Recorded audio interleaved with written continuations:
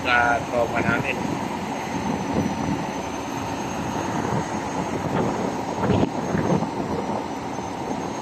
So, maya-maya na lang mga ka-idol, dadawin na tayo sa Bulilio Island, ano. Sa ngayon, dito pa rin tayo sa barko na nasakyan natin kung sana kikita nyo mga ka-idol, alam mo walang alon, no? Pero sa ilalim ang lakas-lakas ng arin. So, antabayin nyo ang ating pagbaba sa